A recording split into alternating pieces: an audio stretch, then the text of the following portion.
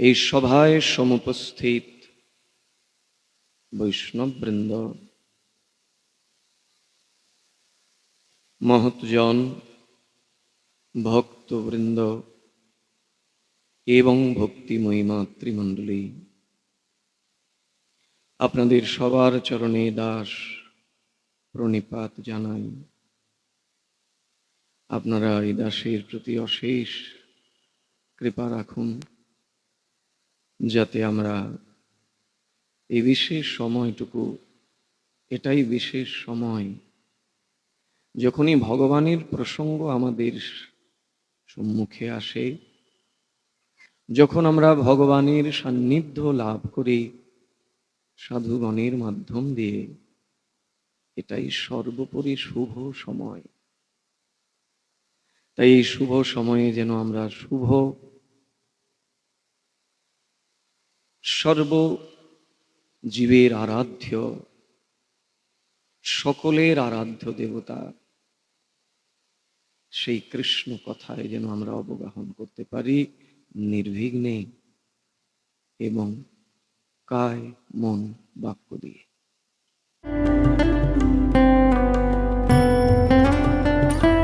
আপনারা দেখছেন Kundu media YouTube channel. আপনারা বিশেষ কৃপাভাজন, কত কত মহান সাধুদের সান্নিধ্য লাভ হয়, তাদের শ্রীবদন থেকে তাদের ভজনের অনুভূতিময় কথা শ্রবণ করে এমনিতে আপনাদের কান পেকে গেছে। তাই অন্য কোথাও গিয়ে একটু যদি ভয় সঞ্চার নাও হয়, এখানে এসে একটু ভয় ভীত হয়েছি। কারণ যারা এই সম্মুখে বসে আছেন সবাই বিজ্ঞজনা, আর আমি মূর্খ। তারপরেও মহতের কৃপা হলে সব সম্ভব। আপনারা তো মহৎজন, আসুন আমরা সবাই মিলে একটু অনুশীলন করব। উপদেশ তো সম্ভব নহে, উপদেশ কেউ কাউকে করতে পারে না। উপদেশ সেই ব্যক্তি করতে পারেন যিনি তত্ত্বে অধিষ্ঠিত, যিনি সত্যিকার অর্থে তত্ত্বের গভীরে পৌঁছতে পেরেছেন। আমরা তো সব উপরে উপরে প্রয়াস করছি মাত্র, কিন্তু তত্ত্বের গভীর অতলে পৌঁছাতে পারিনি। তো যারা ওই রকমের নিষ্কিঞ্চন মহাত্মা, যারা এই সংসারে দুর্লভ, কদাচিৎ যদি কখনো মিলে যায় তাহলে এটা বিরাট সৌভাগ্য। মূলত কনিষ্ঠ অধিকারী এবং মধ্যম অধিকারী সাধুদেরই সঙ্গ আমরা প্রাপ্ত হই। উত্তম অধিকারী সাধুর সঙ্গ সব সময় সম্ভব হয় না। তো যারা তত্ত্বে প্রবেশ করেছেন, যারা তত্ত্বকে একদম হৃদয় দিয়ে অনুভব করেছেন, যাদের কথাবার্তা চলন বলন সবকিছুতে কৃষ্ণ আর দ্বিতীয় কেহ না, তিনি হতে পারেন উপদেশক। যে কেউ হতে পারে না, অসম্ভব। যদি কেউ মনে করেন যে আমি উপদেশ দেওয়ার যোগ্যতা অর্জন করেছি, এটা কোনো না কোনো ভাবে অভিমানের পর্যায়ে পৌঁছায়। আর যেখানে অভিমান, ভগবান অন্তর্ধান করেন। কত ভাবে ভগবান দেখিয়েছেন এবং তার ভক্তদেরকে দিয়ে দেখিয়েছেন। যখনই ভক্তদের হৃদয় আকাশে অভিমান, অহংকার এসেছে, সঙ্গে সঙ্গে ভগবান অন্তর্ধান করেছেন। এবং তিনি যে অহংকার বস্তুটাকে সহ্য করতে পারেন না, এইটুকু অহংকার থাকলে যে কৃষ্ণ কৃপা থেকে তিনি বঞ্চিত থাকেন, এটা বোঝানোর জন্য স্বয়ং রাধা রানীকে দিয়ে পর্যন্ত দেখিয়েছেন।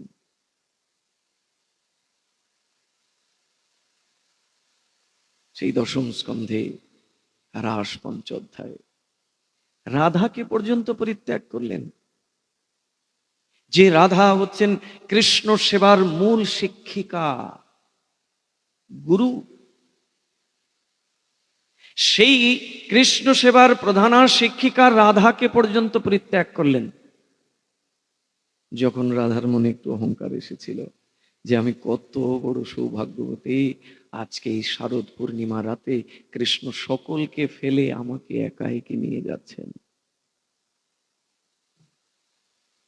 ভগবান রাধাকেও পরিত্যাগ করলেন।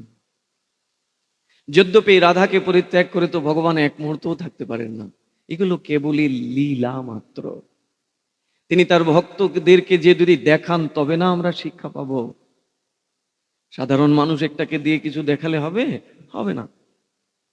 তাই তিনি যা কিছু লীলা করেছেন, সব লীলা বলতে ভৌম লীলার কথা বলছি, নরলীলা করতে এসে তিনি যা কিছু লীলা বিস্তার করেছেন, সবগুলোই তার ভক্তদেরকে নিয়ে শিক্ষা দিয়েছেন। আপনাদের কি বলবো জানেন, আমি আসলে ভেবে উঠতে পারছি না যে প্রসঙ্গটা কি হওয়া উচিত। তবে গতকাল যেখানে অনুষ্ঠান ছিল, আমি ওদেরকে বলছিলাম যে এই ধারাবাহিকতাটাই অটুট থাকবে আগামীকালের অনুষ্ঠানে। সেটা ছিল কি জানেন, আলোচনা প্রসঙ্গটা ছিল যে আমাদের উপাস্য কে হবেন। এই জায়গায় কিন্তু আমরা দুর্বল, এই জায়গাতেই আমাদের ভয়, এই জায়গাতেই আমাদের নিষ্ঠার অভাব। এমনি তো মুখে আমরা বলি নিষ্ঠা, আমি নিষ্ঠা নিয়েই করি, কিন্তু বিচার করে দেখবেন তো আদৌ কি নিষ্ঠা আপনার অটল হয়েছে কৃষ্ণের প্রতি? একটু বুঝতে হবে।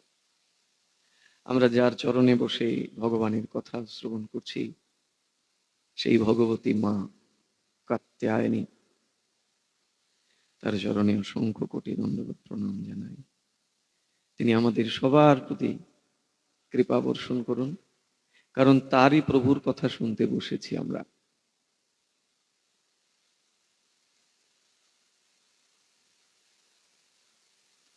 হরি রেব সর্বারাধ্য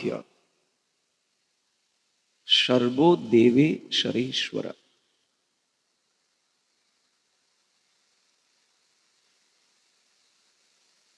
হরি হচ্ছেন সবার আরাধ্য, সর্বদেবেশ্বরেশ্বর, সমস্ত দেবতাদের তিনি ঈশ্বর। এরপরে কি না, ঈশ্বরেরও ঈশ্বর। ঈশ্বর আবার আছেন অনেকেই। ভগবানের যে 10 অবতার রয়েছে, নৃসিংহ, বামন, আজকে বরাহদেবের আবির্ভাব। প্রভাতে অর্চনান্তে বরাহদেবের অর্চনান্তে পারণাদি হয়েছে, আজকে ভগবান বরাহদেবের আবির্ভাব। ঈশ্বর, কিন্তু পরমেশ্বর নহেন। বরাহ, নৃসিংহ আদি কুর্ম যারাই আছেন এরা সবাই ঈশ্বর। আর সেই ঈশ্বরেরও ঈশ্বর একজন আছেন, তিনি হচ্ছেন ঈশ্বর পরম কৃষ্ণ, সচ্চিদানন্দ বিগ্রহ, অনাদির আদি গোবিন্দ, সর্ব কারণ কারণম। সমস্ত কিছু কারণের কারণ একজন, তিনি কৃষ্ণ। যখন কিচ্ছু ছিল না, পৃথিবী ছিল না, জল ছিল না, আগুন ছিল না, বায়ু ছিল না, দেবতা আদি কেউ ছিলেন না, তখন একজন ছিলেন। সেই একই হচ্ছে অদ্বিতীয়, সেই একই হচ্ছেন আমাদের উপাস্য।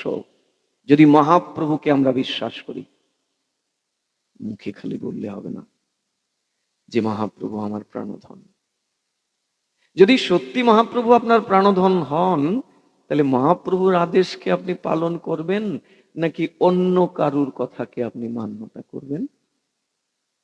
শ্রীনাথ চক্রবর্তী পাদ একদম স্পষ্ট করে বললেন, মহাপ্রভুর মতমিদং তত্রাদর ন পরহ। মহাপ্রভুর মতের বাইরে ন পরহ, আর কারুর মতকেই প্রাধান্য দেয়া যাবে না। কেন না, তিনি যুগ অবতার, সেই কৃষ্ণই শ্রীকৃষ্ণ চৈতন্য রূপে এসেছেন। আজকে একজনের একটু পাঠ শুনছিলাম, আমার পাশেই এরা চালাচ্ছিল, সেখানে কি সুন্দর বলছে ব্যাসাসনে বসে। বলছে কি জানেন? বলছে মহাপ্রভু নিজে সন্ন্যাসী, কিন্তু তিনি সন্ন্যাস ধর্মকে ত্যাগ করেছেন। কোথা থেকে পেল তারা এগুলো? এটা কি সমাজকে দুর্ভাগ্যের দিকে নিয়ে যাওয়া নয়? ষড় গোস্বামী যারা ছিলেন, রূপ সনাতন আদি, সন্ন্যাস যদি মহাপ্রভু নিষেধই করবেন, তাহলে তার সঙ্গী যারা ছিল রূপ সনাতন রঘুনাথ, এরা কি সন্ন্যাস কি কেবল একটি বর্ষণের বিষয়? মহাপ্রভু সন্ন্যাসকে পরিত্যাগ করেছেন, অথচ তারা ব্যাসাসনে বসে বলছেন এইসব কথা। এটা খুব বেশি মর্মান্তিক। আরেকজন বলছেন, তিনি বলছেন কি যে 1 কোটি কৃষ্ণ নাম নিলে যে ফল হয়, 1 রাধা নামে সে ফল হয়। কোথায় আছে এগুলো লেখা? মন গড়া কিছু বলে নিলে হবে? কৃষ্ণকে ছোট করলে তাতে কি রাধারানীর আনন্দ হবে আদৌ? বা রাধাকে ছোট করলে কি কৃষ্ণের আদৌ আনন্দ হবে? বাবা ঘুমোচ্ছেন কেন? রাধে রাধে। কিন্তু এটাই আমাদের অজ্ঞতা। এই অজ্ঞতা থেকে আমাদেরকে বেরোতে হবে, আর এই অজ্ঞতা থেকে বেরোনোর সবচেয়ে বড় সাধনাই হলো সাধু সঙ্গে ভাগবত কথা শ্রবণ। যদি এই কথাটা সাধু মুখে হয়, আগেই বলেছি যে উপদেশ দেওয়ার মতো যোগ্যতা যে কেউ লাভ করতে পারে না। তত্ত্বের ভেতরে যিনি প্রবেশ করেছেন, যিনি কৃষ্ণময়, কৃষ্ণ ব্যতিরিক্ত কিছু বোঝেন না। কবি বিড়িতম কলমশাপহম, কবি বিড়িতম, কবিগণ কর্তৃক তোমার কথা চতুর্দিকে সংস্তুত হয়েছে। তোমার এই দিব্য কথা যখন ধ্রুব, প্রহ্লাদ, নারদের মতো এইরকম মহাত্মার শ্রীমুখ থেকে প্রকাশিত হয়, তখন কি হয় জানো? কলমশ সমস্ত কিছু ধুয়ে মুছে পরিষ্কার হয়ে যায়। এই হৃদয়ে যে কলমশ আছে না, কলহ, কুটিনাটি, হিংসা, দ্বেষ, বিদ্বেষ, পরশ্রী কাতরতা, পরনিন্দা, পরচর্চা আদি সব মুহূর্তের মধ্যে ধুয়ে মুছে পরিষ্কার হয়ে যায় যদি ভগবানের এই দিব্য কথা কবিবীড়িতম, যদি এইরকম নিষ্কিঞ্চন মহাত্মার শ্রীপদম থেকে, আর যদি এইরকম কথা হয় যে মহাপ্রভু কলিযুগে সন্ন্যাস নিষিদ্ধ করেছেন, এটা পুরোপুরি মহাপ্রভুর বিরোধী কথা হয়ে গেল। কৃষ্ণ নাম 1 কোটি নিলে 1 রাধারামের সমান। আশ্চর্যের বিষয়। আমি যা কিছু বলবো সেটা যেন এই ভাগবতের ভেতরে থাকে। ওই ভাগবতের বাইরে গিয়ে অনেক কিছু মন গড়া সাজিয়ে গুজিয়ে নিজেকে প্রতিষ্ঠিত করবার জন্যে আমাদের সবাই চিনুক, এই প্রবণতা থেকে আমাদের সরে আসতে হবে। এখানে বসার উদ্দেশ্যই হলো জীবের হৃদয়ে ভগবানকে প্রতিষ্ঠিত করা। এই হৃদয়ে ভগবানকে প্রতিষ্ঠিত করা ব্যাসাসন থেকেই সম্ভব। হরিরেব সর্বারাধ্য সর্বদেব সরেশ্বর ইতরে ব্রহ্মদেবাদ্যা, ইতরে ব্রহ্মদেবাদ্যা না অবজ্ঞা কদাচন। বিরাট শিক্ষা। কে বলছেন জানেন? বলদেব বিদ্যাভূষণ পাদ, গৌড়ীয় আচার্য ভাস্কর, গোবিন্দ ভাষ্য যিনি লিখেছিলেন। হরিরেব সর্বারাধ্যা সর্বদেব সরেশ্বর,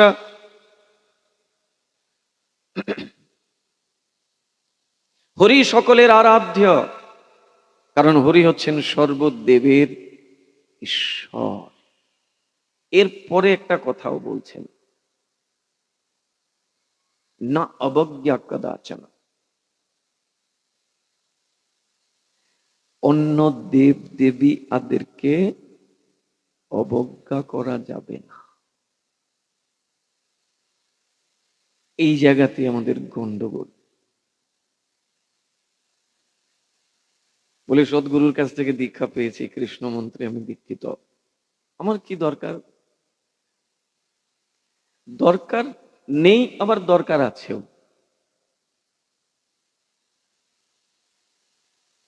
আমরা কি বলেছি না, উপাস্য একজন,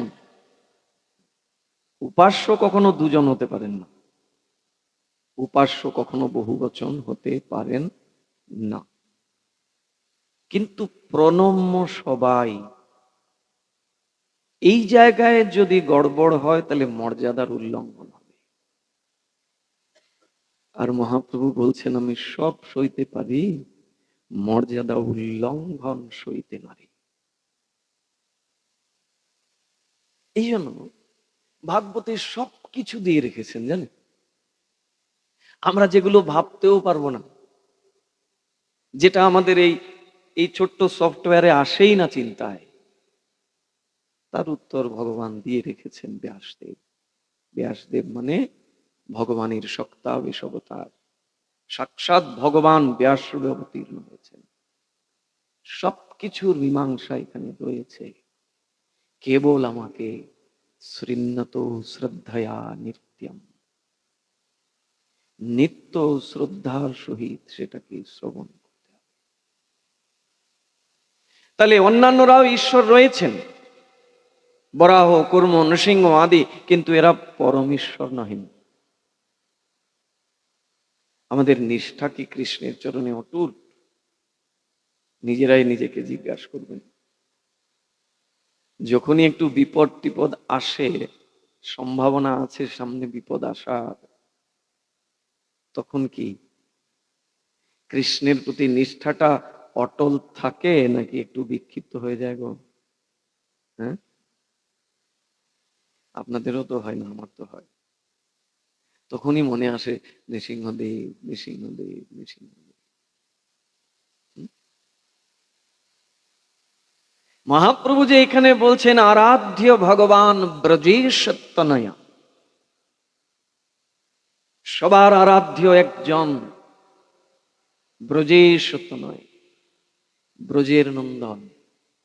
যদি আমরা বুঝতে ভুল বুঝি, স্পেসিফিক করে বলছেন এই ব্রজের তনয় থাকে কোথায়।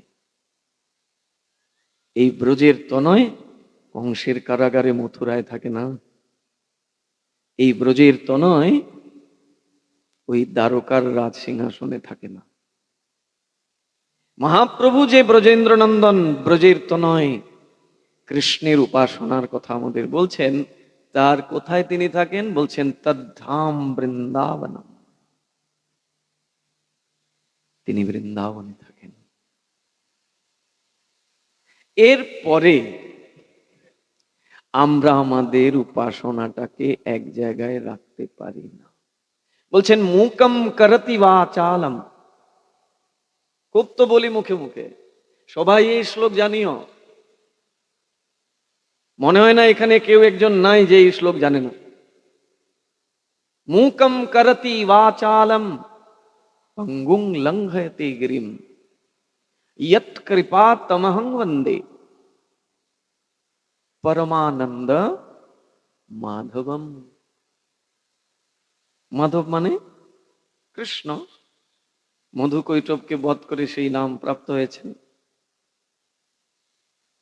তা সেই মাধবকে যদি কেউ আশ্রয় করে, বলছে সে যদি পঙ্গুও হয়, খোড়াও হয়, তাহলে সে গিরি অতিক্রম করতে পারে, গিরির চূড়া দেশে উঠে যেতে পারে, একটি পাহাড়ের উঁচুতে উঠে যেতে পারে, যদি মাধবের কৃপা হয়। সে যত বড়ই খোড়া হোক না কেন। কি বললেন? মুখম করতি বাচালম, বাচালম বলতে আমরা মনে করি কি, বাচাল মানে হচ্ছে যারা বাচস্পতি, বেশি কথা বলে, বক বক বক বক করতে থাকে, আমরা এদেরকেই বাচাল মনে করি। কিন্তু গোস্বামী চরণ এইখানে এই বাচালম বলতে ওই যারা বেশি কথা বলে তাদেরকে বোঝাননি। বলছেন যিনি, যার মধ্যে শব্দ সংযোজন করার ক্ষমতা নাই, যে অক্ষরের সাথে পরিচিত নহে, যার শব্দ অলংকার কোনো কিছু জানা নাই, অর্থাৎ মূর্খ। সেই মূর্খ ব্যক্তি কি করতে পারে? অনর্গল সেই শব্দ অলংকারকে যুক্ত করে স্তুতি করতে পারে, যদি মাধবের কৃপা হয়। বলবেন প্রমাণ কোথায়? দেন দেখি এমনকে যারা ভগবান এইভাবে জিভার মধ্যে সমস্ত শব্দ অলংকার দিয়েছে, অথচ সেই ব্যক্তি মূর্খ ছিল।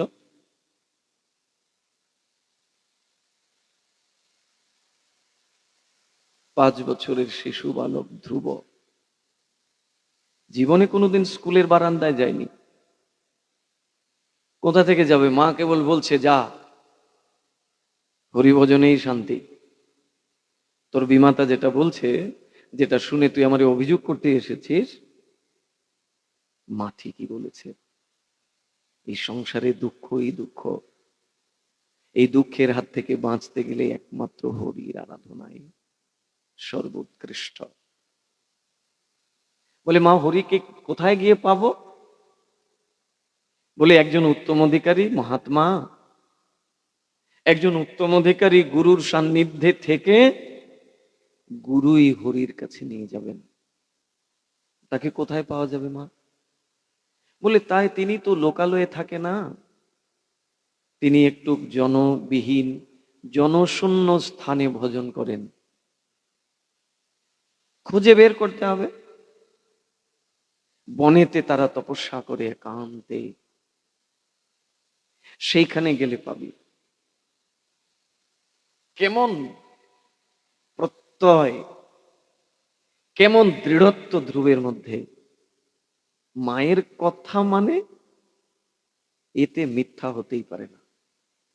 মা যে গুরু জানে ধ্রুব। গুরু শুধু ওই যিনি কানের মন্ত্র দান করলেন তিনি যে গুরু, না না না না। গুরুর 3টি প্রকোষ্ঠ। প্রথম গুরুই হচ্ছেন মাতা পিতা, দ্বিতীয় গুরু হচ্ছেন দীক্ষা গুরু, তৃতীয় প্রকোষ্ঠ হচ্ছে শিক্ষা গুরু, এবং একটা আরেকটার সাথে অঙ্গাঙ্গী ভাবে যুক্ত। অবশ্য এখানে আরো কিছু কথাও আছে। এখন যদি কেউ, কোনো মা কোনো বাবা বলেন, এই আমি কিন্তু তোদের গুরু, তুমি গুরু, তুমি আমার প্রণম্য, তুমি আমার শ্রদ্ধার পাত্র, কিন্তু বিচারও করতে হবে। তিনি যে গুরু, তার মধ্যে কি সেই গুরুত্ব আছে? তিনি কি আমাকে কৃষ্ণ ভজনে এগিয়ে দেন? শ্রীমদ্ ভাগবতে 5ম স্কন্ধের 5ম অধ্যায়ের 18 নম্বর শ্লোক, সুযোগ পেলে খুলে পড়বেন। সেখানে স্পষ্ট ভাবে বলছেন, গুরুর ন শস্যাৎ জননীর ন শস্যাৎ। বলছেন সেই গুরু গুরু নয়, সেই মা মা নয়, সেই পিতা পিতা নহে, সেই স্বজন স্বজন নহে, যে তাকে কৃষ্ণ প্রাপ্তি করতে সহযোগিতা না করে। বলছেন তাকে ত্যাগ করতে। ত্যাগ করে নাই? খুব করেছে। মাকে ত্যাগ করেছে ভরত মহারাজ। 14 বৎসর মায়ের ছায়াটা পর্যন্ত নড়ায়। রামের বিরোধী পক্ষে গেছিলেন মা, তাই মাকেই পরিত্যাগ করেছে সন্তান। পিতাকে ত্যাগ করেন নাই? করেছেন প্রহ্লাদ মহারাজ। হিরণ্যকশিপুকে ত্যাগ করেছেন। হিরণ্যকশিপুর কোনো কথাকে তিনি সমাদর করেননি। কারণ হিরণ্যকশিপুর প্রত্যেকটি কথা কৃষ্ণ বিরুদ্ধে ছিল, ভগবানের বিরুদ্ধে ছিল। প্রহ্লাদ সমাদর করেন না। বলবেন গুরু ত্যাগ কে করলো? গুরু ত্যাগ করেছেন বলি মহারাজ। শুক্রাচার্যের কথা শুনেননি? শুক্রাচার্য বলছিলেন, সাবধান, তুই যারে সামান্য বালক ভাবছিস, এ সামান্য বালক না, এ ওই বিষ্ণু কপট বেশ ধারণ করে এসেছে, তোর সব কিছু হরণ করে নেবে। গুরুদেব বলছেন, তুই যারে দেখে আপ্লুত হচ্ছিস, যারে দান করবার জন্য উদ্যত হচ্ছিস, আমার কাছে এসে আদেশ চাইছিস, আমি তো আদেশ দেব না। কেন গুরুদেব? বলে এ তো বালক নয় রে, এ তো কপট বেশ ধারণ করে এসেছে, সাক্ষাৎ বিষ্ণু এই রূপে এসেছে। তোর কাছে যে ত্রিপাদ ভূমি চাইছে, জানিস তার পা কত লম্বা? তোর সর্বস্ব হরণ করে নিয়ে যাবে। তাহলে গুরুদেব জানেন যে বিষ্ণুর পা অনেক লম্বা, জেনেও শিষ্যকে বলছেন সেবা করা যাবে না। তা কি বলবেন? কৃষ্ণপক্ষের লোক না, এখানে তার নিজের স্বার্থ জড়িত ছিল। আজকে যদি দান দিয়ে দেয়, সবকিছু যদি নিয়ে নেয়, তাহলে আমি যে এসে ভালো মন্দ খাইটা এগুলো তো সব বন্ধ হয়ে যাবে। হ্যাঁ, সেবা করতে দেবেন না। শিষ্য তো সেই রকমের শিষ্য, বলছে গুরুদেব, যেদিন আমার মাথা আপনার চরণে রেখেছি, সবকিছু আপনায় দিয়ে দিয়েছি। এই শরীর আমার শরীর নয়। আপনি আমাকে টুকরো টুকরো করে জলে ভাসিয়ে দেন, কোনো প্রতিবাদ করব না। কিন্তু গুরুদেব, আপনার অন্যায় আদেশ কিন্তু আমি মানতে পারবো না। আপনি যা আমাকে বলছেন এটা তো ধর্ম কথা হতে পারে না, এটা সম্পূর্ণ অধর্ম। আমি এই দান ছত্র খুলেছি, এর দ্বারা যদি ভগবান আমার প্রতি প্রসন্ন হন, আমাকে কৃপা করেন, আর তুমি বলছো সেই ভগবান নিজে এসেছেন এইখানে, আর তাকে দান দেব না আমি? গুরুকে ত্যাগ করলেন, স্বজনকে ত্যাগ করলেন কে? বিভীষণ রাবণকে ত্যাগ করেছে।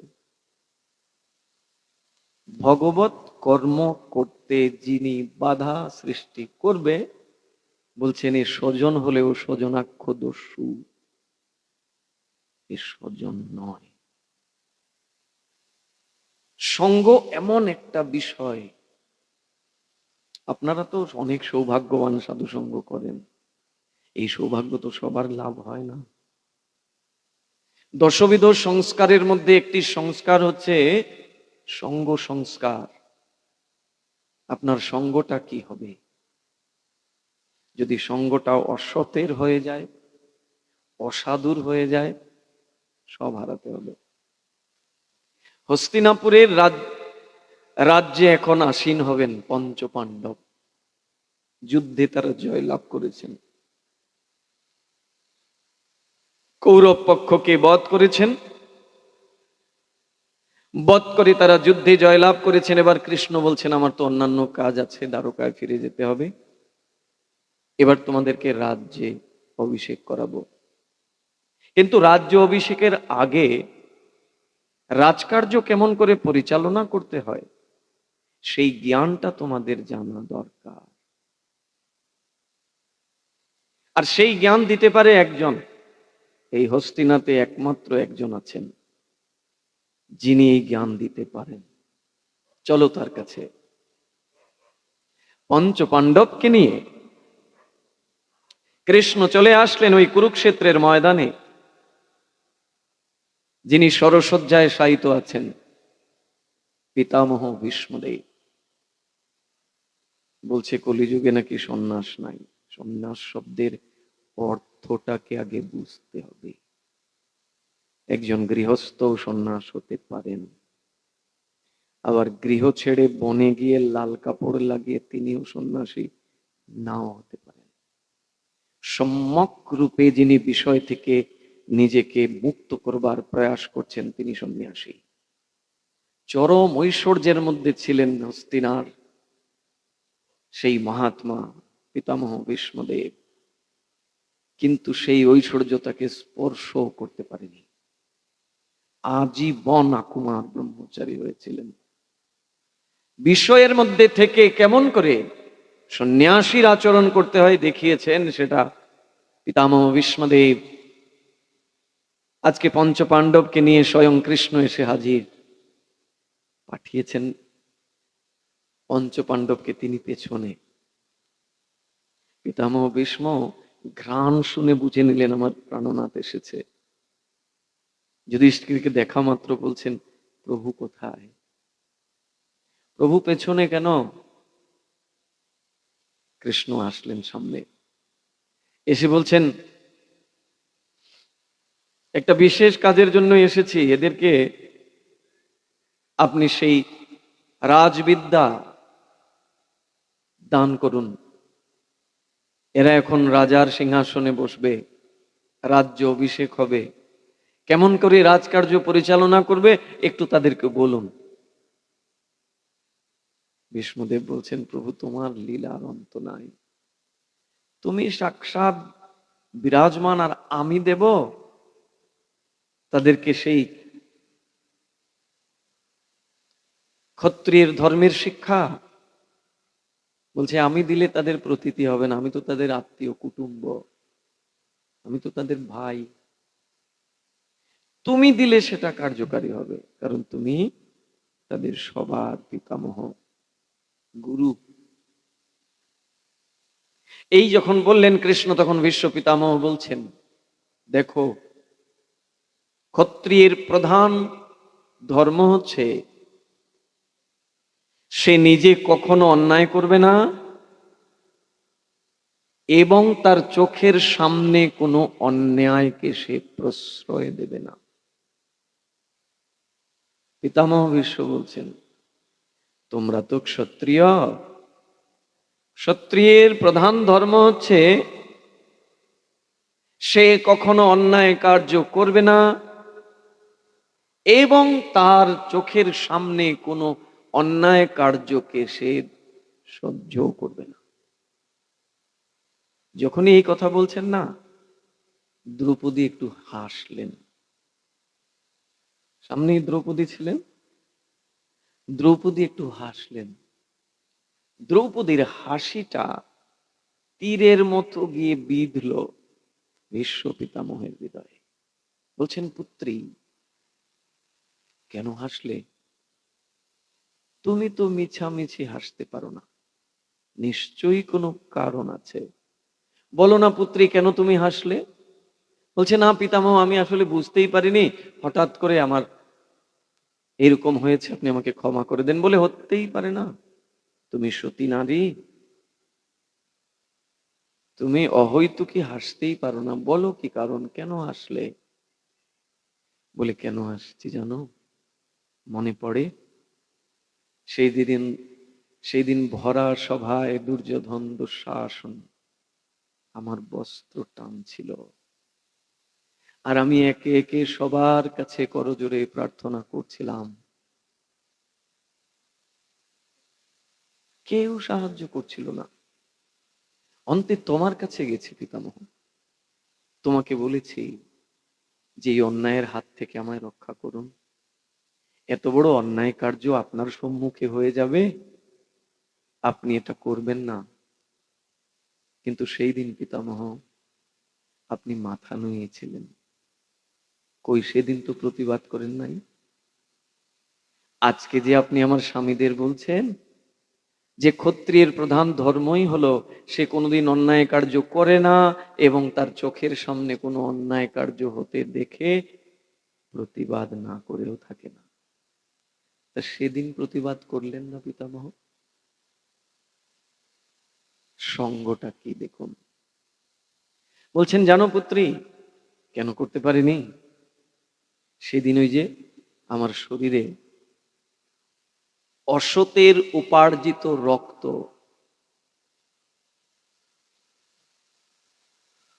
বিষয়ীর উপার্জিত বস্তু আমি আহার করতাম। বিষয়ীর অন্ন খাইলে মলিন হয় মন, মলিন মনে না হয় কৃষ্ণের ভজন। সেই দিন বিষয়ের অন্ন খেয়েছি না, আর যা অন্ন খাওয়া হবে সেটাই তো রক্ত আসবে শরীরে। ওই বিষয়ের অন্ন খেয়ে মন মলিন হয়েছিল, তাই প্রতিবাদ করতে পারিনি। আর আজকে কেন করতে পারছি জানো? তোমার স্বামী অর্জুন একের পর এক তীর আমার শরীরে বিক্ষিপ্ত করেছে। প্রত্যেকটি তীর থেকে টক টক করে সেই বিষয়ী রক্ত, সেই অশুদ্ধ রক্ত সব ঝরে পড়ে গেছে। এই শরীরে আর সেই দিনকার অসৎ রক্ত নাই। তাই আজকে তোমাকে নির্দ্বিধায় সেই কথা বলতে পারছি। অসাধুর সঙ্গ যদি কারুর হয়, পিতামহ ভীষ্মদেবকে দিয়ে দেখিয়েছেন যে সেই অসাধুর প্রভাবটাও পড়ে যাবে তার মধ্যে, যেহেতু সেই সঙ্গটা অসাধু করছে। তাই সঙ্গটা হতে হবে আমার চাইতে ঊর্ধ্বে, আমার চাইতে যে আরো অধিক ভজন করে তার সঙ্গ। যদি সেটা নাও পাই, অন্তত সমসাময়িক তো হতে হবে। নিচের হলে পরে সমস্যা আছে, ও টেনে নামাবে আপনাদের। ভক্তবৃন্দ, আপনাদের সন্ধ্যাটা তো হয় রাত 9:30। এই বড় দুর্ভাগ্যের বিষয়। এমনিতেই তো কত দিনের ইচ্ছা যে আপনাদের মতো সজ্জনদের দর্শন পাবো, পেলাম তো বটে, কিন্তু সেই পেতে পেতে রাত 9:30। আরে একদিন মাত্র, এই 2 ঘন্টা 3 ঘন্টার মধ্যে কি বা বিস্তার করা যায়? তবে আমাদের মূল লক্ষ্য বস্তুটা হচ্ছে আমাদের উপাস্য কে হবেন। এত সব কথা যে ঘুরিয়ে ফিরিয়ে আমরা শুনছি, মূলত হচ্ছে আমাদের উপাস্য কে। মুকম করতি বাচালম। ধ্রুবকে বললেন যে দেখো, হরির সাধনা করলেই একমাত্র শান্তি, আর কোথাও নাই। বলে কোথায় পাওয়া যাবে গুরুকে? বলছেন বনে যাও, তপস্যায় মগ্ন থাকে সাধুরা। কোন এক সাধুর চরণে পতিত হয়ে তাকে প্রার্থনা করবে, জিজ্ঞাসা করবে, তিনি হরির সান্নিধ্য তোমায় পাইয়ে দেবেন। আসলেন, আসার পরে ঠিকই পেয়ে গেলেন সাধুকে। আমরা ওই কথাটাকে বেশি বিস্তার করব না, কারণ ওইদিকে যদি কথা বিস্তার করি তাহলে অন্য কথা শুনবো না। প্রসঙ্গক্রমে এনেছিলাম যে মুকম করতি বাচালম। ধ্রুব তো কোনোদিন স্কুলে যায় নাই, তার কোনো অক্ষর জ্ঞান জানা নাই, কিন্তু সেই ধ্রুব আজকে নারদের মতো এরকম গুরুর কৃপা প্রাপ্ত হয়েছেন। মায়ের কথা শুনে বের হয়ে আসছেন, মাকে জিজ্ঞাসা করছেন, মা তাহলে তুমি আদেশ দাও, আমি তাহলে যাই বনে তপস্যা করতে। বলে যাবে, আর একটু বড় হও, এখন তো একদম ছোট তুমি, মাত্র 5 বছর বয়স। কিন্তু ধ্রুবের মধ্যে এত দৃঢ়ত্ব এবং মায়ের কথার প্রতি এত তার অটুট বিশ্বাস যে মা বলেছে অতএব এখানে কোনো অন্যথা করা যাবে না। রাতে মা ঘুমিয়ে আছেন, ঘুমের মধ্যেই তিনি পালিয়েছেন, পালিয়ে চলে গেছেন, কারণ উদ্দেশ্য তো মহৎ। আমরা অনেকেই বলি মা বাবারই সেবা করলো না, কি করলো তাহলে? ধ্রুবের চরিত্র, প্রহ্লাদের চরিত্র এক বিরাট শিক্ষা। ভগবান এই ধ্রুবের জন্যই রথ পাঠিয়েছেন, দিব্য রথ। এই রথ তাকে নিয়ে যাবে ধ্রুবলোকে। কিছু দূর এগিয়েছেন, এগোনোর পরে ওই রথের সারথীকে বলছেন একটু দাঁড়াও না। বলে কেন দাঁড়াবো? বলে একটু দাঁড়াও, আমার দুঃখী মাকে একটু দেখে আসি। আমাকে হারা আমার ওই মা, একমাত্র ছেলে আমি, সেই সুনীতি মাকে একটু দেখে আসি আমি, আমাকে একটু সুযোগ দাও, তারপরে এসে রথে বসবো। সারথী বলছেন, ও, তুমি যার সন্তান সেই মায়ের দুঃখ থাকতে পারে বুঝি? একটু দ্রুত গতিতে রথটাকে চালিয়ে নিয়ে গেলেন সারথীরা। গিয়ে দেখলেন সামনে আরেকটা রথ। ধ্রুবের রথ তো পেছনে পেছনে আসছিল। এবার সারথী দ্রুত গতিতে রথটা চালিয়ে নিয়ে গেলেন, গিয়ে দেখেন সামনে আরেকটা রথ, আর ওই রথের ভেতরেই অপ্সরাগণ, দেবমাতাগণ ধ্রুবের মাতাকে চামর ব্যজন করছেন। ধ্রুবের মাকে আগে চলে যাচ্ছেন নিয়ে সেই ভগবত লোকে। আমাদের নির্বুদ্ধিতা, আমাদের অজ্ঞতা, তাই আমরা বলেই দেই, আরে মাকে ছেড়ে চলে গেল, বাবাকে ছেড়ে চলে গেল। কিন্তু ও তো চলে যাওয়া নয় গো, ও তো গেল বটে, কিন্তু সে যে মাতৃকুল, পিতৃকুল, পতিকুলের 21 কুলকে উদ্ধার করে ভগবানের কাছে নিয়ে গেল, যদি ওইরকম সামর্থ্যবান সাধু হতে পারে। প্রহ্লাদকে দিব্য দৃষ্টি দিয়ে বললেন, দেখো দেখো, একবার তাকাও, তুমি তো বলছো তোমার বাবাকে আমি ক্ষমা করে দিতে, আমার বাবা তোমার সাথে অনেক অন্যায় করেছে হিরণ্যকশিপু, আচ্ছা একটু দেখো তো উপরে তাকিয়ে। দিব্য দৃষ্টি দিলেন, এখন তাকিয়ে দেখেন গোলক বৃন্দাবন, আর সেই গোলক বৃন্দাবনে রাধা গোবিন্দ বিরাজমান, সেখানে তার মায়ের কুলের, পিতার কুলের সব ওই কৃষ্ণের সেবা করছে।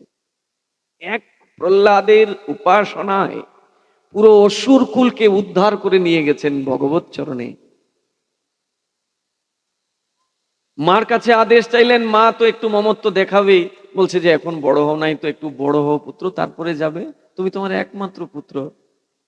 চিন্তা করলেন যে মায়ের ওই মমতার কথা শুনলে হবে না, আমাকে শীঘ্র শীঘ্র ভগবানকে পেতে হবে। আর এই সুযোগ, মা ঘুমিয়েছে, এখন পালাবো, পালিয়ে গেলেন। সৌভাগ্যক্রমে মা বলেছিল বনে গিয়ে পাবে সাধু, সেই সাধুর চরণে পতিত হয়ে তাকে জিজ্ঞাসা করবে, তিনি বলবেন ভগবানের ঠিকানা, ওটা আমি বলতে পারবো না। পেলেন তো পেলেন, নারদ ঋষিকে পেয়ে গেলেন, কৃপাও হয়ে গেল প্রথম সাক্ষাতে। নারদ জিজ্ঞাসা করলেন, কি তোমার পরিচয় কি, এই গহীন বনে কি করতে এসেছো? বলছে আমি কৃষ্ণ ভজন করতে এসেছি। কৃষ্ণ ভজন করতে এসেছ, এখানে কি করবে? বলে আমার মা বলেছেন যে নিরালায় জনমানব শূন্য স্থানে মহাত্মারা ভজন করেন, তাই আমি মহাত্মাদের সান্নিধ্য পাবার জন্য এসেছি। আপনি তো মহাত্মা, আপনি কৃপা করুন, আপনি আমাকে বলুন আমি কি করে ভগবানের সাধনা করব। দৃঢ়ত্ব কেমন? নারদ বলছেন, আরে যাও যাও, রাজার ছেলে এসেছো ভজন করতে, দুদিন পরে কোথায় যাবে তোমার ভজন? জানো এই বনে কত হিংস্র পশুরা আছে, খেয়ে ফেলবে তোমাকে। নারদ ঋষি এই কথা বলছেন, আর ধ্রুব বলছে, তুমি তো সাধু, এতে সন্দেহ নাই, কিন্তু সাধু হয়ে তুমি আমাকে আবার ওই বিষয়ের জালে ফেলছো, এ কেমন সাধু তুমি? তোমাকে দেখলে মহা এক বিরাট বড় সাধু মনে হচ্ছে, কিন্তু তুমি সাধু যদি হও তাহলে আমাকে আবার ওই বিষয়ের কাছে পাঠিয়ে দিচ্ছ। আচ্ছা তুমি কে বলো তো? বলছেন আমি আমি নারদ। ধ্রুব বিশ্বাসই করতে চাইছে না, বলছে নারদ যদি হতে তুমি, তাহলে তুমি কখনোই আমার এই সংসারে পাঠাতে না। নারদের একটাই কাজ, যদি কারুর নারদের সঙ্গ হয়ে যায়, তাহলে নারদ কি করেন, ওই সংসারের আসক্তি থেকে উঠিয়ে তারে কৃষ্ণের চরণে পৌঁছিয়ে দেন। তো তুমি কেমন নারদ, তুমি আবার আবার ওই সংসারের ওই গেরাকলের মধ্যে পাঠাতে চাইছো? বলছে আমি তোর পরীক্ষা করছিলাম, উত্তীর্ণ হয়েছ, যাও স্নান করে আসো। আসলেন, পাঞ্চরাত্রিক মন্ত্রে দীক্ষা দিয়ে দিলেন। এই মন্ত্রের প্রতি কত নিষ্ঠা ধ্রুবের! ওই কৃষ্ণ মন্ত্র প্রাপ্ত হওয়ার পরে কৃষ্ণ ছাড়া আর কাউকে তিনি উপাস্য হিসাবে নেন নাই।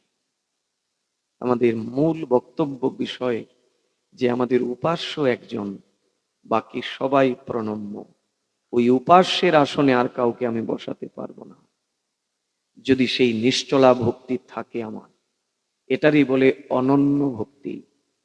ন অন্য ইতি অনন্য, যার আর অন্য কোথাও ভক্তিটাকে রাখে নাই, একমাত্র কৃষ্ণতে অনন্য ভক্তি রেখেছে, তিনি প্রকৃত উপাস্য রূপে কৃষ্ণকে নিয়েছেন। ধ্রুব গুরুর কাছ থেকে সেই মন্ত্র পেয়ে সাধনা শুরু করলেন। মাত্র 6 মাস সাধনা করতেই সাক্ষাৎকার হলো ভগবানের। ভগবান নিজে চলে আসলেন। কি শ্লোকটা ছিল? মুকম করতি বাচালম পঙ্গুং লঙ্ঘয়তে গিরি। মূর্খ ব্যক্তিও, যার শব্দের সাথে পরিচয় নাই, যার অলংকার নাই, কিচ্ছু নাই, সেও কেমন করে স্তুতি করে দেখুন। ধ্রুব তার জ্বলন্ত উদাহরণ। ভগবানকে সাক্ষাৎ করছেন চোখের সামনে, দেখেই ভগবানের স্তুতি করার ইচ্ছা জাগছে মনে, যে প্রভু তুমি তো এসেছো, আমার তোমাকে বন্দনা করব, তোমার স্তুতি করব। ভগবানের মন্দিরে গিয়ে খালি খাড়া খাড়া ভগবানকে দেখতে আছে বুঝি? ভগবানের মন্দিরে গিয়ে ভগবানকে পরিক্রমা করতে হবে, যতটা জানি ততটা তার স্তুতি করতে হবে, তাতেই তো ভগবানের প্রসন্নতা। ধ্রুবের মনে অভিলাষ, প্রভু তুমি এসেছো, তোমার স্তুতি তো করব, আমার তো কিছু জানা নাই, কোনো অক্ষর জ্ঞান কিছুই জানি না। অন্তর্যামী ভগবান তিনি কি করলেন? ধ্রুবের কপলে তার দিব্য শঙ্খটা ঠেকিয়ে দিলেন। ভগবান তার দিব্য শঙ্খটাকে ধ্রুবের কপলে লাগিয়ে দিলেন। নিরন্তর একের পর এক স্তুতি ধ্রুব করতে লাগলেন ভগবানের, যার বর্ণনা বিশদ ভাবে শ্রীমদ্ ভাগবতে দিয়েছেন। মুকম করতি বাচালম, যে কোনোদিন স্কুলে যায় নাই, যার কোনো অক্ষর জ্ঞান কিছুই নাই, কোনো শব্দের সাথে যার পরিচয় নাই, সে আজকে ভগবানের অনর্গল একের পর এক স্তুতি করে যাচ্ছে। এটাই হলো মাধবের কৃপা। যৎ কৃপা তমহং বন্দে পরমানন্দ মাধবম। সেই পরমানন্দময় ভগবানের মাধবের কৃপা যদি কারোর উপরে হয়, তাহলে সে বাচাল হলেও, মূর্খ হলেও সে স্তুতি করতে শুরু করে দেয়। মহাপ্রভু তো আরো এক ধাপে গিয়ে, মহাপ্রভুর কৃপা তো বলে শেষ করা যাবে না।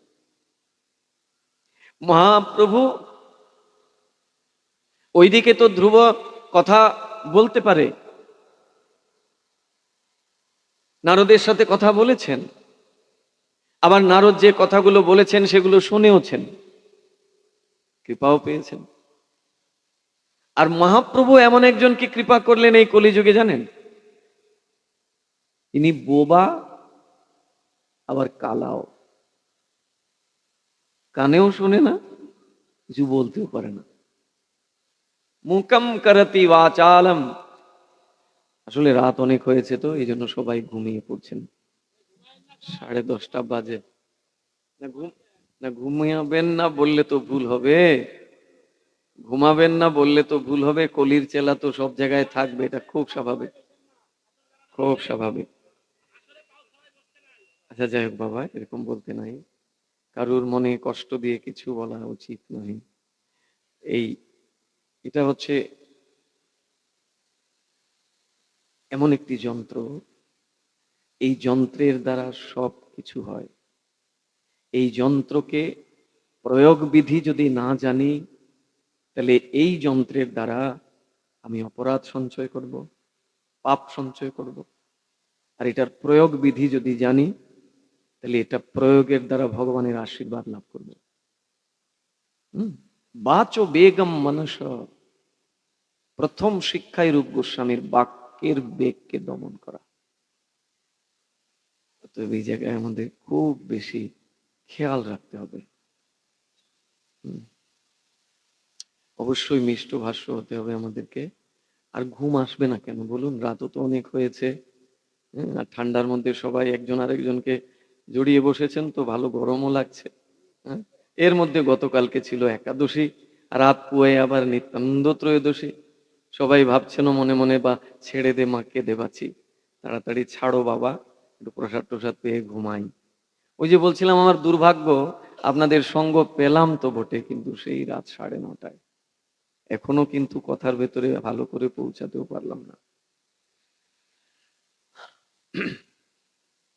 মহাপ্রভু কি করলেন জানেন?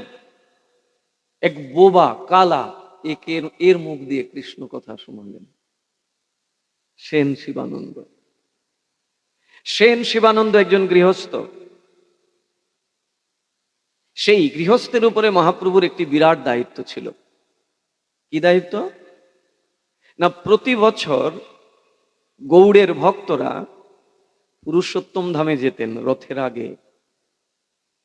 জগন্নাথের রথ এবং স্বয়ং জগন্নাথ মহাপ্রভুর দর্শন করবেন, সঙ্গ পাবেন। এই জন্য গৌড়ের ভক্তরা প্রতি বছর রথের পূর্বে তারা পুরুষোত্তম ধাম পুরীতে প্রবেশ করতেন, যেতেন। আর তাদেরকে নিয়ে যাওয়ার দায়িত্ব ছিল এই সেন শিবানন্দের উপর। মহাপ্রভু এই দায়িত্ব সেন শিবানন্দকে দিয়েছেন। কোন পথ দিয়ে নিয়ে যাবে, কোথায় তাদের জন্য ঘাঁটি তৈরি করবে, সব সেন শিবানন্দের। এবং এত সুন্দর করে সেন শিবানন্দ সেবা করতেন, মহাপ্রভু তার এই সেবায় অত্যন্ত আনন্দিত হতেন। একবার কি হয়েছে, ভক্তদেরকে নিয়ে ফিরে আসবেন সেন শিবানন্দ, মহাপ্রভুকে প্রণাম করতে বলছেন। মহাপ্রভু বলছেন, আগামীতে তুমি তোমার কনিষ্ঠ ছেলেকে নিয়ে আসবে। সেন শিবানন্দ মনে মনে ভাবলেন, আমার তো 2 ছেলে আছে, এখন মহাপ্রভু বলছেন আবার কনিষ্ঠ ছেলেকে নিয়ে আসবো, সন্তানের তো কোনো লক্ষণ টক্ষণ নাই, কিন্তু প্রভু বলছেন, কথা তো একদম মিথ্যাও হতে পারে না। চৈতন্য চরিতামৃতে উল্লেখ রয়েছে, ওই কনিষ্ঠ সন্তান যে সেন শিবানন্দের, এটা মহাপ্রভুর বর পুত্র, মহাপ্রভুরই বর পুত্র।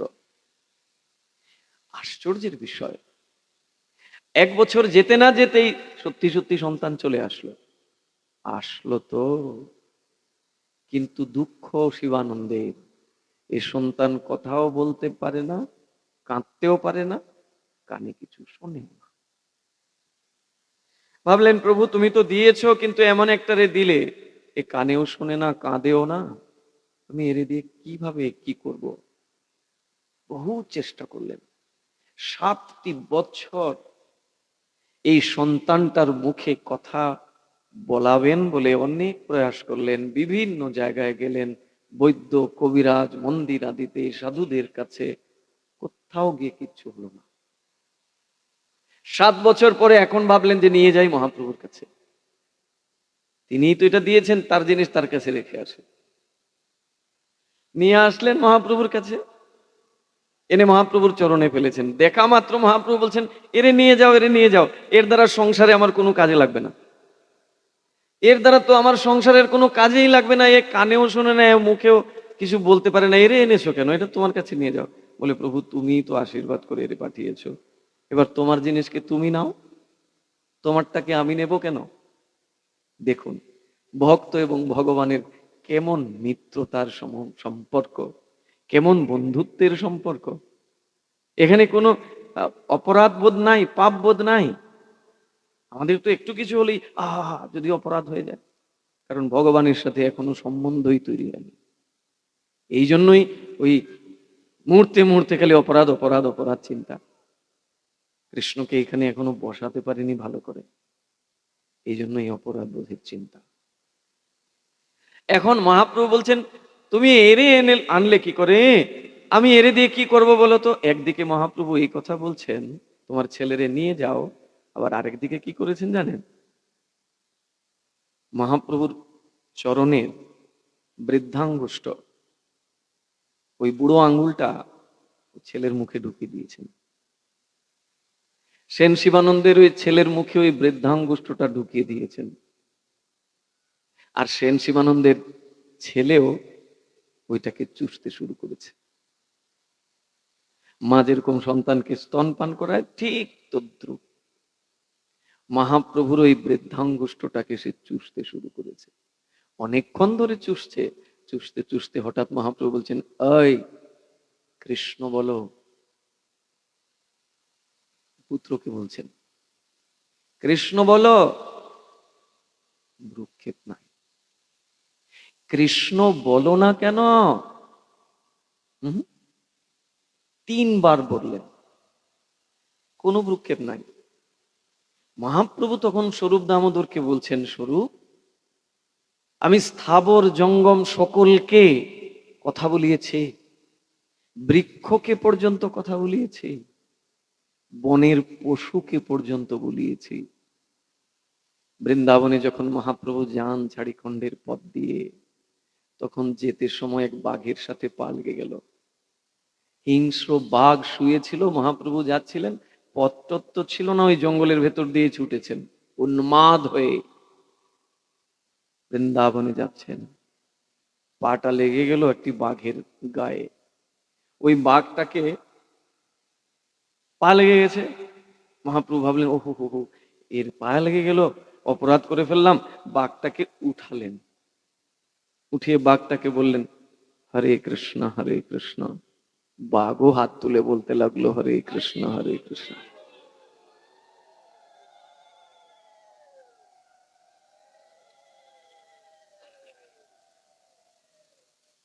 বাঘে আর হরিণে কোথাও মিত্রতা দেখেছেন? উহুম। হরিণকে দেখা মাত্র বাঘ গিয়ে তার কাঁধে পড়ে সব রক্ত খেয়ে নেয়। মহাপ্রভু যখন সংকীর্তন নিয়ে যাচ্ছেন, হরিণে আর বাঘে কোলাকুলি হচ্ছে, আর তারা পিছনে পিছনে কৃষ্ণ নাম করছেন। বৃক্ষ লতা আদি সকলে। মহাপ্রভু বলছেন, আমি সকলকে কৃষ্ণ নাম বলালাম, আর এই বালককে আমি তিনবার বললাম, অথচ সে ভ্রুক্ষেপই করলো না। স্বরূপ দামোদর বলছেন, কেমন করেই বা করবে? তুমি যে তাকে বলছো কৃষ্ণ বল কৃষ্ণ বল কৃষ্ণ বল, ওটা তো সে ইষ্ট মন্ত্র হিসাবে মেনে নিয়েছে। ইষ্ট মন্ত্র তো কারোর কাছে প্রকাশ করতে নাই। গুরুদেব যে মন্ত্র কর্ণে দান করেন, এই মন্ত্র কি অন্যের কাছে প্রকাশ করা উচিত না? তো ওটা গুরুদেব বলে দেয় যে এই মন্ত্র উচ্চস্বরে বলা যাবে না, এই মন্ত্রটা ধ্যান করতে হবে অন্য কানে, এক কান থেকে অন্য কানে যেন না যায়। এখন প্রভু তার কি করণীয়? তুমি তাকে কৃষ্ণ বলতে বলেছ, এই প্রথম তার কানে কোনো শব্দ ঢুকলো। 7 বছর তার জন্ম হয়েছে, তার কানে কোনো শব্দ আজ পর্যন্ত ঢুকে নাই। এই প্রথম এই শব্দ তার কানে ঢুকেছে, এটাকেই সেই ইষ্ট মন্ত্র হিসাবে হৃদয়ে ধারণ করে নিয়েছে। সে বলছে কিন্তু প্রকাশ পাচ্ছে না, ভেতরে ভেতরে বলছে। মহাপ্রভু বলেন, সত্যি বলছো তো? বলে, হ্যাঁ, পরীক্ষা করে দেখো, তুমি তারে অন্য কিছু জিজ্ঞাসা করো। এখন যেই মহাপ্রভু বললেন সেই সেন শিবানন্দের কনিষ্ঠ পুত্রকে, বলো ভগবানের স্তুতি করো, যেই বললেন, চৈতন্য চরিতামৃতে আছে সেই শ্লোকাবলীগুলো, এমন শ্লোক কীর্তন করতে শুরু করলেন যে শ্লোকের ধারে কাছে শ্রুতি স্মৃতি পুরাণ পৌঁছাতে পারে না। শব্দ সংযোজন, অলংকার, ছন্দ, তাল, লয় সবগুলোকে সংমিশ্রণ করে এমন ভাবে স্তুতি করতে শুরু করলেন, মহাপ্রভু জড়িয়ে ধরলেন ওই বালককে। মুকম করতি বাচালম। ধ্রুব তো কথা বলতে পারতো, শুনতে পারতো, মহাপ্রভু তো এমন কৃপা করলেন, এ কথাও বলতে পারে না, কথা শুনতেও পারে না, তার মুখ দিয়ে তিনি কৃষ্ণ নাম উচ্চারণ করাবেন। বিশ্বাসটা কেবল তার চরণে রাখতে হবে। তিনিই আমার উপাস্য, আর সব প্রণম্য। এই যার মন্দিরে বসে আছি আমরা, যার মন্দিরে বসে প্রভুর কথা শুনছি, সেই মাতা পার্বতী একদিন প্রশ্ন করছেন দেবাদিদেব মহাদেব শিবকে, বলছেন, প্রভু তুমি তো ঈশ্বর, আমি তো তোমারই ধ্যান করি, তোমারই তপস্যা করি, কিন্তু তুমি আবার কার উপাসনা করো?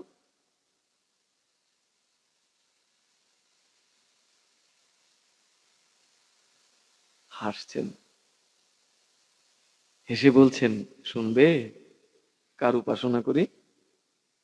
আরাধনা নাং সর্বেশাং, বিষ্ণুর আরাধনা নাং পরম। পরম মানে শ্রেষ্ঠ, সেই শ্রেষ্ঠ বস্তু বিষ্ণুর আরাধনা আমি করি। তিনি সকলের ঈশ্বর, সর্বদেবেশ্বরেশ্বর, ইতরে ব্রহ্মদেবাদ্যা না অবজ্ঞা কদাচন। তিনি সকলের ঈশ্বর, তিনিই একমাত্র স্বতন্ত্র, আর কেউ স্বতন্ত্র নয়।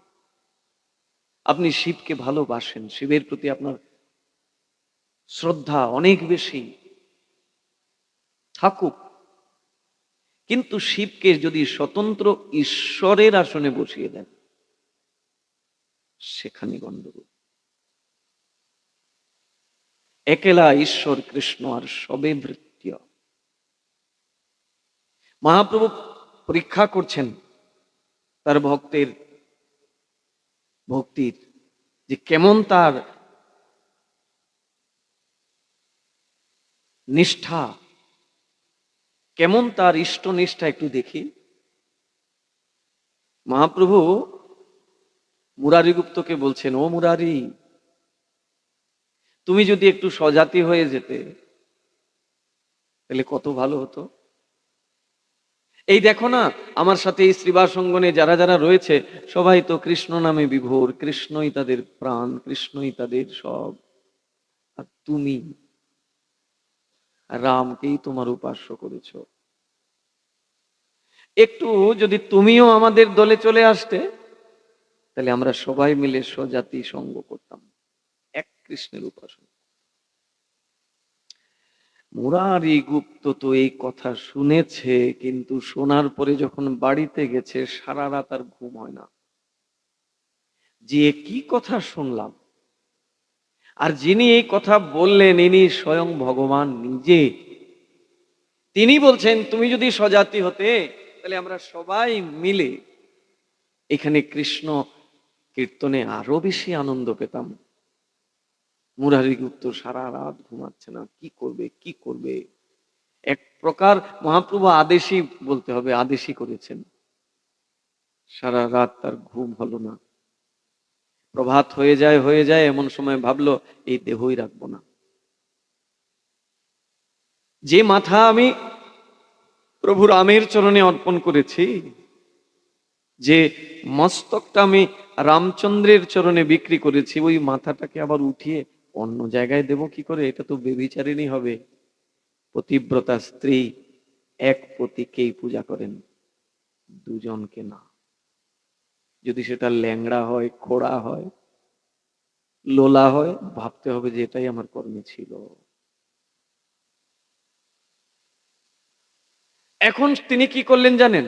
অস্ত্রেতে ভালো করে শান দিলেন, যে এটা দিয়ে গলা কেটে দিলেন, নিজে নিজেকে মেরে ফেলবেন। এই দেহ নিয়ে আর মহাপ্রভুর কাছে যাবেন না। অন্তর্যামী মহাপ্রভু ঠিক চলে আসলেন, এসে বাইরে থেকে ডাকছেন, মুরারি মুরারি মুরারি, দরজা খোলো। মুরারি দরজা খুলতেই মহাপ্রভু জড়িয়ে ধরে বলছেন, আমি তো তোমার ইষ্ট নিষ্ঠার পরীক্ষা নিচ্ছিলাম, কেমন ইষ্টতে তোমার নিষ্ঠা। আমি আর রাম ভিন্ন নহে, কৃষ্ণ আর রাম ভিন্ন নহে। দেখো এবার আমাকে। এবার তাকিয়ে দেখছে সেই মহাপ্রভুর শরীরেই স্বয়ং রামচন্দ্র এসে প্রকট হয়েছে। মুরারি গুপ্ত তার উপাস্য, তার ইষ্টকে দেখছে মহাপ্রভুতেই। ইষ্ট নিষ্ঠাটা এমন হওয়া উচিত, কিন্তু আমাদের ইষ্ট নিষ্ঠাতে দুর্বলতা রয়েছে অনেক। আমরা বলি না, বিপদ থেকে একটু রক্ষা পাবো এই জন্য, আর একটু ধনেরও তো দরকার আছে, তাই একটু ওই ঐশ্বর্যের ঠাকুর জগন্নাথকে বসে একটু পূজা টুজা করি আর কি।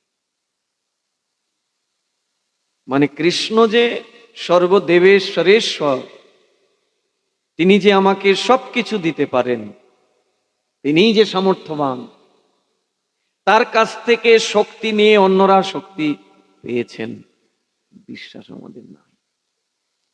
ধ্রুবকে দেন নাই ভগবান ঐশ্বর্য। ধ্রুব তো চেয়েছিল, বলছিল আমার এগুলোর দরকার নাই, তোমার চরণে থাকতে চাই বলে। এখন বললে হবে? তুমি তো ভজন করতে এসেছো, যখন তখন ওই সিংহাসন প্রাপ্তির উদ্দেশ্যে এসেছিলে, তো ওইখানেই বসতে হবে তোমার। ৩৬,০০০ বছর ধ্রুবকে দিয়ে রাজকার্য করালেন ভগবান।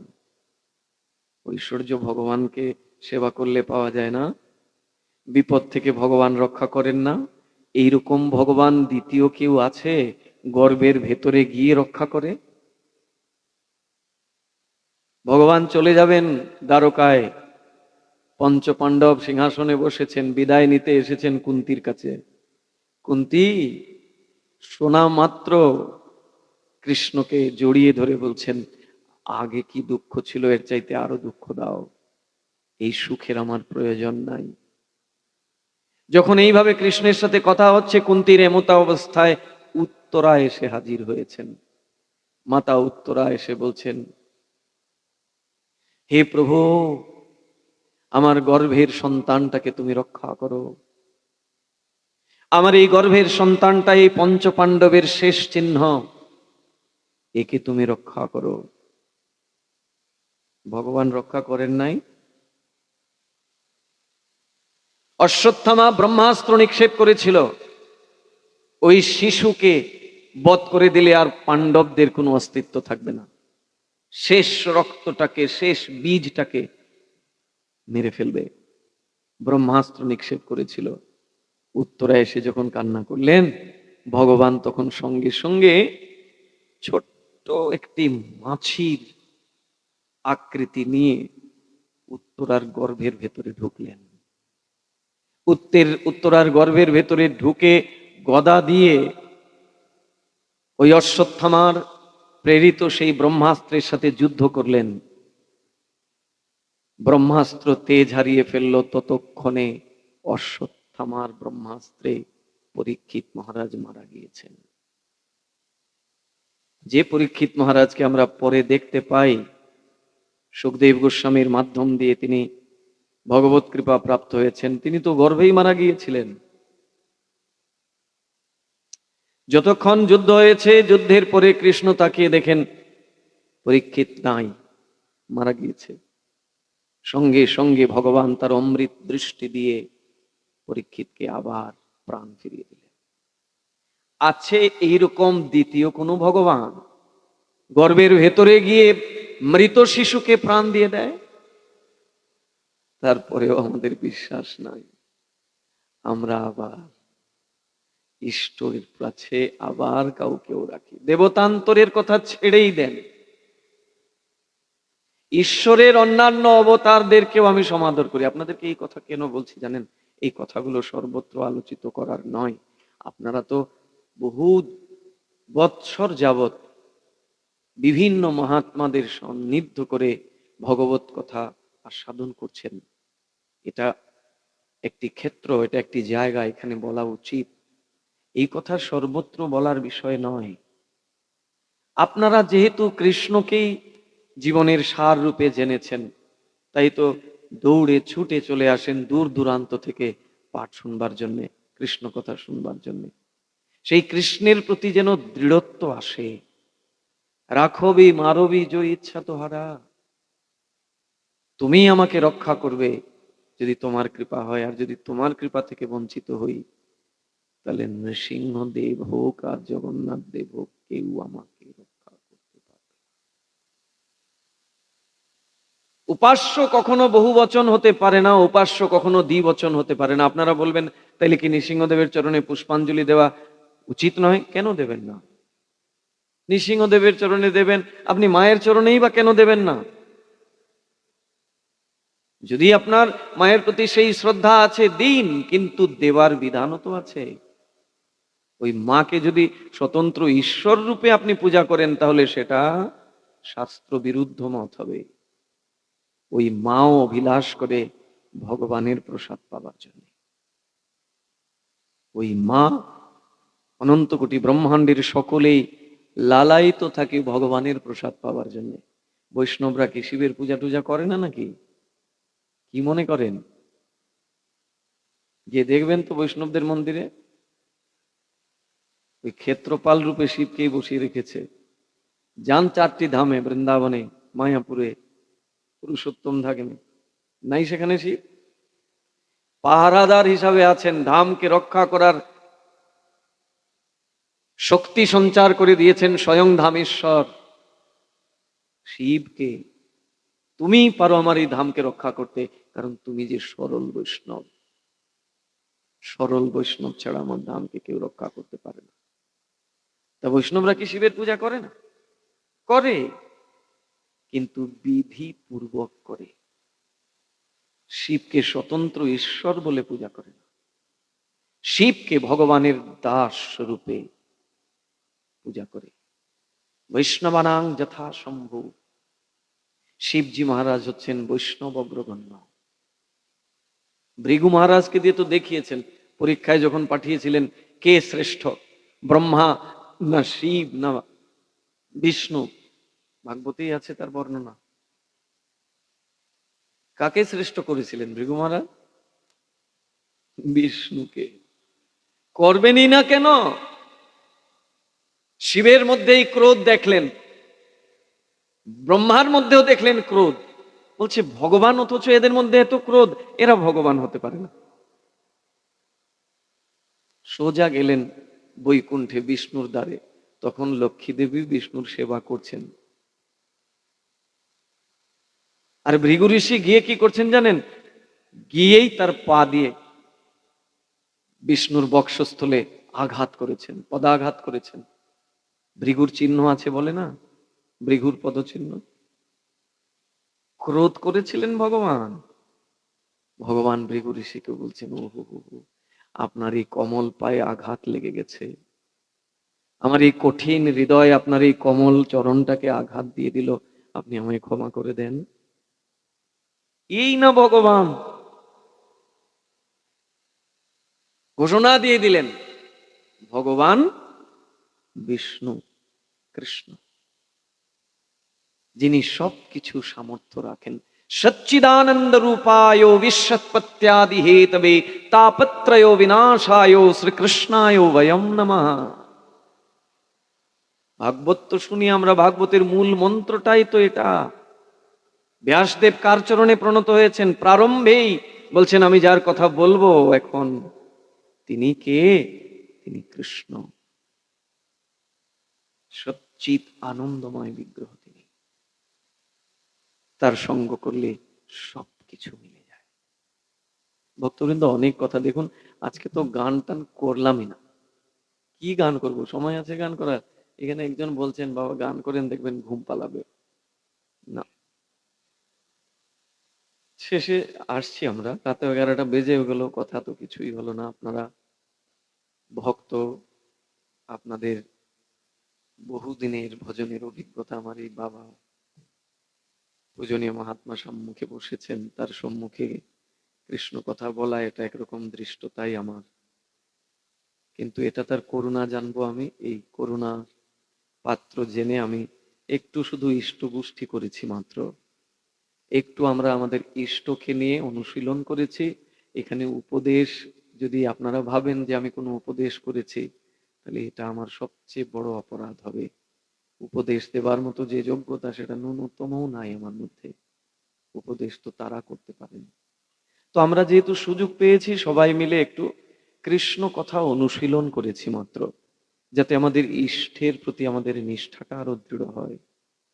যদি কেউ ইষ্টের কৃপা পায়, তাহলে একটা পঙ্গু ব্যক্তিও গিরি গোবর্ধন অতিক্রম করতে পারে। যদি কারোর প্রতি ইষ্টের কৃপা হয়ে যায়, তাহলে সে মূর্খ ব্যক্তিও স্তুতি করে নিতে পারে ভগবানের।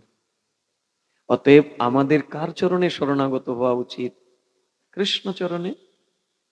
এবার বাকিদেরকে পূজা করতে পারি, করব না যে তা নয়। যদি আমার মনে হয় যে এতদিন পূজা করেছি এখন করব না, করুন, কিন্তু ওই উপাস্যের আসনে রাখা যাবে না। উপাস্য তো একমাত্র কৃষ্ণ। এক সাধে সব সাধে, সব সাধে कोई न साधे।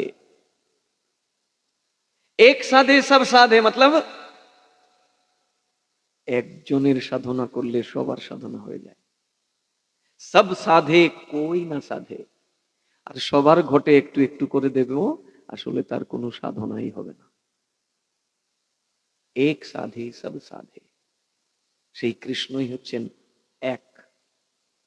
এককে বাদ দিয়ে যেরকম শূন্যদের কোনো মূল্য নাই, একের পেছনে আপনি যত শূন্য লাগাবেন তত একের মান বাড়তে থাকবে। একটা শূন্যতে 10, আরেকটাতে 100, আরেকটাতে 1000, আরেকটাতে 10,000। হ্যাঁ, যত বাড়াবেন তত তার মূল্য বাড়তে থাকবে। অনেক বেড়েছে তো, বড় মোটা করে একটা শূন্য বসিয়ে দিলেন একের পেছনে, শূন্যের মূল্য পাচ্ছেন আপনি। এবার অনেকগুলো শূন্য বসিয়েছিলেন, এবার সামনে থেকে একটাকে সরিয়ে নেন দেখি। ওই যে এতগুলো শূন্য রয়েছে, এগুলোর কি কোনো মূল্য আছে? কোনো মূল্য নাই। সেই একটাই হলেন কৃষ্ণ, একম অদ্বিতীয়ম কৃষ্ণং বন্দে জগৎগুরুম। সেই কৃষ্ণেরই আরাধনা মহাপ্রভু আমাদেরকে বলছেন করবার জন্যে। মহাপ্রভুর মতের বাইরে আর কারুর মতকে প্রাধান্য দেয়া যায় না। কৃষ্ণ সর্বসামর্থ্যবান, দেখিয়েছেন তিনি ব্রজলীলায়। কংস প্রেরিত কত অসুরেরা এসেছিল ব্রজধামকে ক্ষতি করবে, অনিষ্ট করবে, কিচ্ছু করতে পারেনি। বাল বাঁকা কর না সকে, যাকো রাখে সাই। বাল বাঁকা কর না সকে, যাকো রাখে সাই। ভগবান যাকে রক্ষা করবেন তার একটা চুলকে বাঁকা করতে পারবে না কেউ, মারা তো দূরের কথা। এটার প্রতি বিশ্বাস আনতে হবে আমাদের। ভগবানের কথা শুনেও যদি ভগবানের প্রতি ওই দৃঢ়ত্ব না আসে, ওই বিশ্বাস তৈরি না হয়, তাহলে এটা আমাদের দুর্দৈব। এই হরিনামের প্রতি এই নিষ্ঠা রাখতে হবে আমাদের। এই হরিনাম সামান্য কোনো নাম নহে, সর্বশক্তি তত্রার পিতা। মহাপ্রভু বলছেন আমি সমস্ত শক্তি ওই নামেতে অর্পণ করেছি। তত্রার পিতা নিয়মিত স্মরণে নো কালহ। এই নাম তোমরা নিয়মিত স্মরণ করতে পারবে, কোনো কালাকাল বিচার রাখেননি। এটাই তো মহাপ্রভুর দয়া। আপনার বাড়িতে কেউ মারা গেলেন কিংবা কোনো নতুন জন্ম হলো, অনেকে আবার বলে ওই সময়ে নাকি ঠাকুরের সেবা করা যায়। কোন শাস্ত্রে ওনারা পেয়েছে ঠিক জানি না, কিন্তু পুরাণে পরিষ্কার করে বলা আছে, যদি নতুন জন্ম হয় কিংবা কেউ যদি মারা যায়, ভগবানের সেবা তখন বন্ধ থাকবে। কেবল ভগবানের সেবা নাকি, গুরু প্রদত্ত যে মন্ত্রাবলী পেয়েছেন, যেটা ত্রিসন্ধ্যা আহ্নিক করলেন, ওটাও করা যাবে না। কেবল হরিনাম করবেন, কারণ হরিনামে নিয়মিত স্মরণে নো কালহ, কোনো কালাকাল বিচার রাখেননি মহাপ্রভু। অপবিত্র পবিত্র যে কোনো অবস্থায় করতে পারবে। কিন্তু অন্যান্য যে মন্ত্র আদি রয়েছে, এগুলার মধ্যে শৌচ ও শৌচের বিচার রয়েছে। এবার কেউ যদি বিশ্বাস না করে, কেউ যদি পালন করতে না চায়, এটা তার ব্যক্তিগত মত। পুরাণ কখনো এটা বলে নাই। এটাতে আপনাকে মেনে চলতে হবে। নতুন যদি জন্ম হয় তাহলে আমরা 21 দিন জাতক রূপে মানি। এই 21 দিন আমরা ভগবানের সেবা আদি করি না। মঠ মন্দিরের কথা আলাদা, যারা সংসারে রয়েছেন তাদের কথা বলা হচ্ছে। তারা কোনোভাবেই ওই সময় ভগবানের সেবা করতে পারবেন না। যদি বাইরের কেউ এসে সেবা করে দেয় উত্তম, কিন্তু নিজের কুষ্ঠি জ্ঞাতির মধ্যে কেউ করতে পারবে না। বলবেন আমি তো প্রসাদ পাই, তাহলে ভগবানকে যদি সেবা না দেয় তাহলে প্রসাদ পাবো কি করে? রান্না করবেন, করে তাতে তুলসী দিয়ে যদি পারেন মনে মনে ভগবানকে নিবেদন করে তারপরে গ্রহণ করবেন। তুলসী প্রদত্ত বস্তু সঙ্গে সঙ্গে ভগবান গ্রহণ করেন। ওই মন্ত্রতন্ত্রের ধার ধারে না মহাপ্রভু। ভাবগ্রাহী জনার্দন, তাকে খাওয়াতে গেলে মন্ত্রতন্ত্র জানতে হবে এমন না, ভাবটাকেই গ্রহণ করেন। কত কথা ভক্তবৃন্দ, আমরা এগুলোকে মেনে চলি না বলেই তো আমাদের এই সব সমস্যা। মায়েদের যে সমস্যাগুলো আছে, ইচ্ছার বিরুদ্ধে হলেও তাদের এই অপবিত্রটাকে স্বীকার করে নিতে হয়। শাস্ত্রে বলছে ওই সময় ওই মা সম্পূর্ণভাবে একা থাকবে। ওই সময় তার হাতের জল পর্যন্ত কেউ গ্রহণ করবে না। কেন না, ওই 3 দিন ওই 5 দিন তার শরীরে ইন্দ্রের ব্রহ্ম হত্যার পাপ এসে প্রবেশ করে। ওই যে তার অপবিত্রটা হয়, রক্তক্ষরণটা হয়, এটা ওই ইন্দ্রের যে ব্রহ্মহত্যার পাপ, 4 জন নিয়েছিলেন ইন্দ্রের ব্রহ্মহত্যার পাপ। বৃক্ষ, ভূমি, জল আর এই মায়েরা, এই ব্রহ্মহত্যার পাপ তাদেরকে প্রতি মাসে কষ্ট দেয়। বলছেন ওই সময় ভগবানের সেবা তিনি করবেন না, গুরুদেবের মন্ত্র আদি আন্নিক করবেন না, কেবল হরিনাম করতে পারবেন। তার প্রদত্ত কোনো বস্তু কেউ গ্রহণ করতে পারবে না। বলে কি করে সম্ভব? হ্যাঁ, কে রান্না করে দেবে? বাবা তুমি করছো না কেন? বলছো কৃষ্ণের সংসার, তা সব সময় তোমার ওই ধর্মপত্নী রান্না করে ঠাকুরকে দেয়, তুমি 3 দিন 5 দিন দিয়ে তোমার স্ত্রীকে সেবা করতে পারো না? যদি তারে কেবল ভোগের পাত্র না জেনে তারে সাধু হিসাবে দেখো, যে সে আমার কৃষ্ণ সেবার সহায়িকা, সে প্রতিদিন আমাকে সহায়তা করে, এই দিনগুলো আমি তাকে সহায়তা করব। বলার তো অনেক কথা। ভাগবতে এমন কোনো বিষয় নাই যেটার মীমাংসা দেওয়া হয়নি, সব আছে। কিন্তু যদি কেউ এটাকে উপেক্ষা করে, না মানে, এটা তার ব্যক্তিগত অভিমত। অনেকে বলে কেন আমি যেদিন দীক্ষা নিয়েছি ওই দিন তো আমি অচ্যুত গোত্র হয়ে গেছি, আমি এখন অচ্যুত। আচ্ছা নিজেকে জিজ্ঞাসা করেন তো অচ্যুত হয়েছেন? অচ্যুত মানে সে সংসারের সবকিছু থেকে চ্যুত। না তার স্ত্রীর প্রতি আসক্তি, না তার সন্তানের প্রতি আসক্তি, না তার মায়ের প্রতি আসক্তি, না তার বাবার প্রতি আসক্তি, এখনো তার দেহের প্রতি আসক্তি রয়েছে। অচ্যুত হতে পেরেছি আমি? ওই পর্যায়ে যখন যাবেন তখন বলবেন।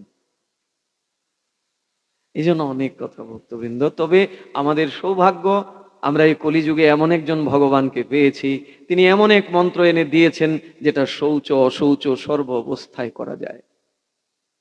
ওই 3 দিন 5 দিনই হোক, কেউ মারা যাক কিংবা কেউ নূতন জন্ম নিক, নিরন্তর এই হরিনাম করা যাবে।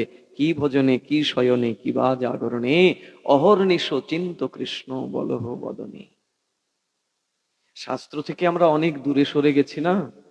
শাস্ত্র কথাগুলোকে আমরা অবমাননা করি। আগেকার বুড়ো বুড়িরা কিন্তু ঠিকই বলতো। এখন আমরা বেশি বড় সাধু হয়ে গেছি তো, এখন এগুলো আমরা মানি না। আর মানি না বলেই এই বিভিন্ন অঘটনগুলো আমার জীবনে ঘটে। কেন? কৃষ্ণের ভজন করে তারপরে অঘটন আসে কেন আমার? কৃষ্ণ সবকিছু থেকে আমাকে রক্ষা করবেন, তিনি প্রতিজ্ঞাবদ্ধ।